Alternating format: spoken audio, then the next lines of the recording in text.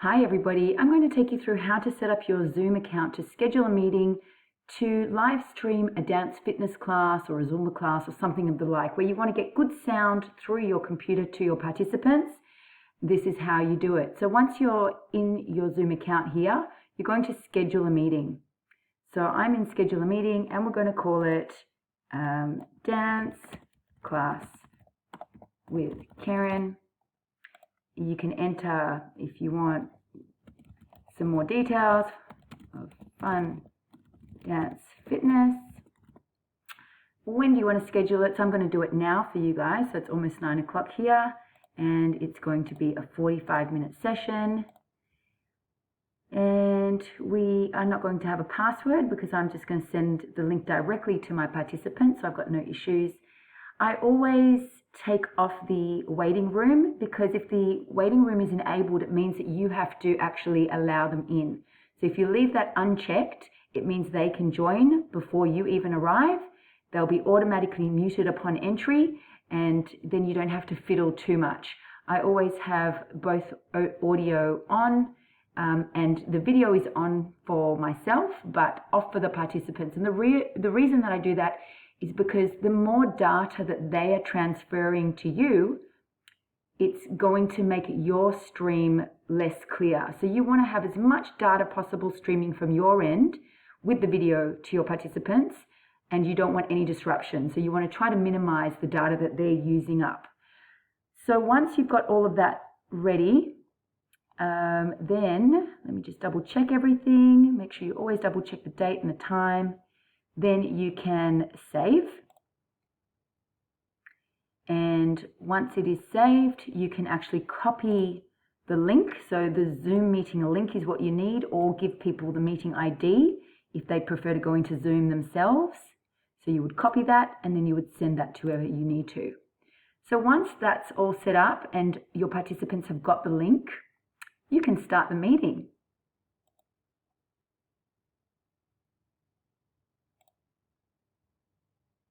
So we're going to get it all set up and ready before the participants actually turn up. So we're going to add the audio, we're going to get a full screen happening here, and we'll set that up in a moment. Now, you can see it's a little bit fuzzy for me because I'm not connected to my modem. This is what you need to be connected from your modem into your computer. I'm not sure what it's called. I'm not very technical. I'm just showing you what I've learned over the time in my experience here. So I'm plugging that into my computer, which is going to go straight into my modem, and it's going to give me a much better transfer. So hopefully that will start to clear up a little bit. If I had that in from the very beginning, it'd probably be a bit better. So now when you look at the screen, you can actually see that I am not muted. My video is on, and I'm the only participant here. So as my participants start to arrive, there's no waiting room. They're going to just join me straight away. This is an opportunity for them to add any comments because they're going to be muted upon entry, and I don't really want them to unmute themselves until the very end, because if they're unmuted then it's going to distract your transfer, and we don't want anything to distract your transfer. But the most important thing, and this is what is going to make or break your class with regards to sound, is sharing your music from your computer directly to their computer. So share screen, we're going to go to advanced, music and computer sound, and from here the sound that they get, let me just go into my iTunes, so whatever it is that I'm going to transfer to my participants, you'll hear it hopefully. It's going to be a really good sound coming through the computer. Alright, so once you've got your sound all set up and you can see that it's sharing here, you want to make sure that when your participants come in, they're muted, and I believe preferably with their videos off, because when you've got their videos on also it can be a little bit distracting for yourself and for other people. So you need to make sure that you're going to pin your screen so that you are centered. Make sure that you actually set up so that they can see from head to toe. So I'm going to be standing here so that they can see my full body.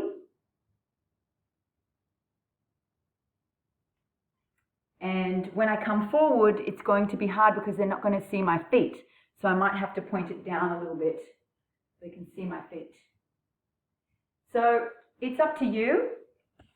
It's up to you how you want to actually set up your screen, but obviously you want to get as much of yourself in that picture as you can. So making sure that you set that up correctly. The other option also is if you want to stream live to Facebook or YouTube, you've got those options. So you've got to make sure that you've got your accounts set up and ready to go. Once you click on those, you'll be able to link them up.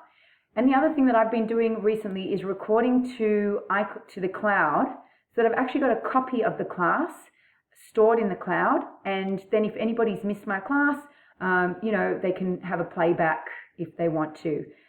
You can save it to the computer if you like, or save it to the cloud, but I find the cloud just does a link automatically that you can then share with your participants. Those are the main things. There are people who get the green screens and then they can put different kind of themes on the green screens. So if you want to look into that, but you've also got the option there of choosing a virtual background. It doesn't work very well when you're doing a dance class. And this is why. You can see me close up, but the minute I start to move back, I get lost. So it doesn't work very well. But if you're just having a meeting and it's just a face-to-face thing, then by all means, maybe at the end of your class, you want to choose to have some kind of theme.